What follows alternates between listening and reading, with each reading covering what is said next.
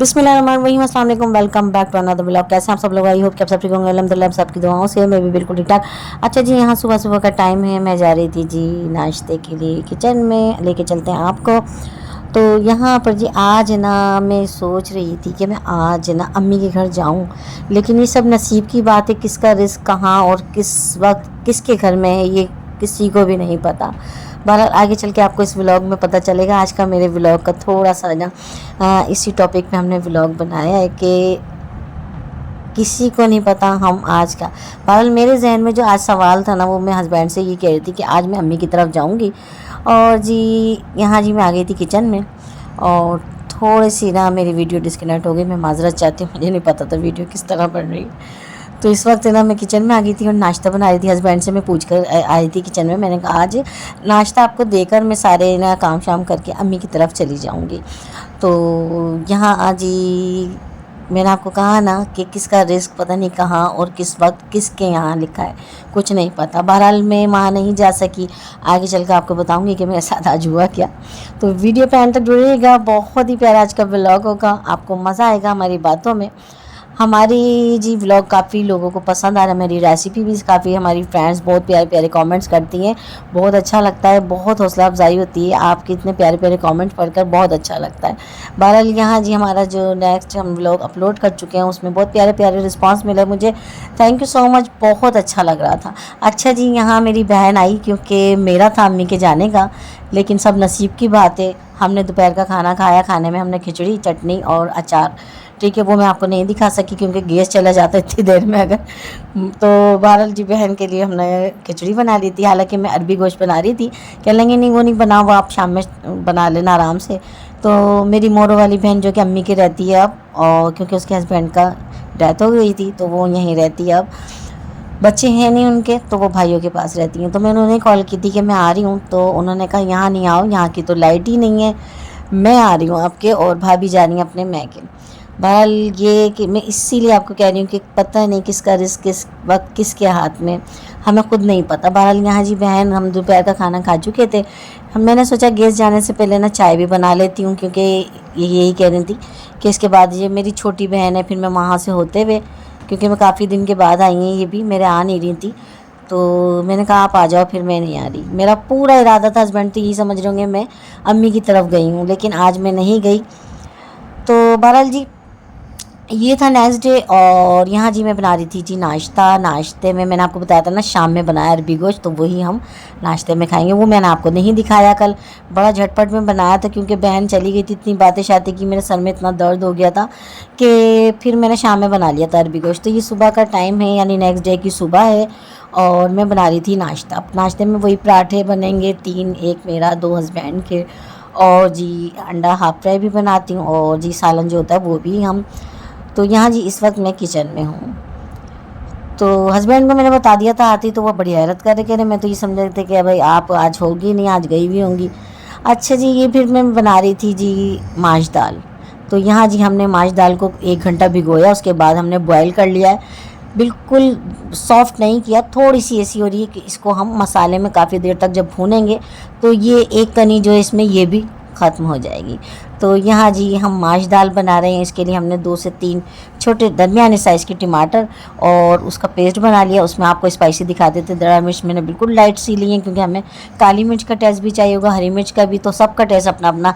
थोड़ा सा हमने चाइनीज़ सॉल्ट लिया है, और हमने इसमें थोड़ी सी हल्दी पाउडर लिया है, और जो हमारा नमक होता है जो भी वो भी इसमें हमने लिया, ठीक है, सादा जो होता है। अब बाकी जो स्पाइसी आपको नज़र आ रहे हैं, ये हमने चाइनीज़ पाउडर लिया, थोड़ा सा हमने नमक लिया, हल्दी पाउडर, दरा मिर्च, ठीक है ना। उसके बाद ये ऑयल हमने गर्म करने के लिए रख दिया था, उसमें फिर हमने ये जी मसाला शामिल कर दिया। मसाला शामिल कर दिया, इसको हम अच्छे से भूनेंगे, और थोड़ा सा हम जी इसमें शामिल करेंगे अब अदरक लहसुन का पेस्ट, जो कि हमने अभी शामिल नहीं किया। ये शामिल कर रही हूँ अदरक लहसुन का पेस्ट, ठीक है। यकीन जानिए ये दाल बहुत टेस्टी बनती है, लगेगा नहीं कि ये आपने घर में बनाई है, लगेगा आपने ये माश दाल बिल्कुल जैसे आपने किसी भी बाज़ार से या होटल से किसी भी रेस्टोरेंट से मंगाई। बहुत बहुत ज़्यादा टेस्टी बनती, बहुत ज़्यादा। तो ये मैं पहली बार नहीं बना रही, काफ़ी बार बनाई है, लेकिन आपको रेसिपी आज दे रही हूँ इसकी फुल। पहले भी दी होगी लेकिन मुझे कुछ याद नहीं है, लेकिन मैं अपने न्यू फ्रेंड्स के लिए दोबारा शेयर कर लूँ और आप इस रेसिपी को ज़रूर ट्राई कीजिएगा। यकीन जानिए ये इसमें जो 2 गोल मिर्च यानी सॉरी मिर्च का आपको पता है हर मिर्चों का ना फ्लेवर अलग अलग होता है। फिर उसके बाद ना माश दाल जो कि हमने इसमें शामिल कर दी है, क्योंकि आपको मैंने बताया है कि थोड़ी सी हम माश दाल मसाले में भी बनाएंगे और थोड़ा सा इसमें थोड़ा सा पानी शामिल करके ना इसको एक बार और जो एक कनी वो बिल्कुल सॉफ्ट हो जाएगी। तो इसको अच्छा अगर आपका लगे कि हमारी दाल ज़्यादा गल गई है तो आप इसको ठंडे पानी में बॉयल दाल को ठंडे पानी में थोड़ी देर छोड़ दें तो वो वहीं रह जाएगी। अगर आपको लग रहा है कि हमें और ज़्यादा सॉफ्ट करनी है मसाले में तो वो बॉयल दाल आप डायरेक्टली मसाले में शामिल करें, ठंडा पानी शामिल नहीं करें।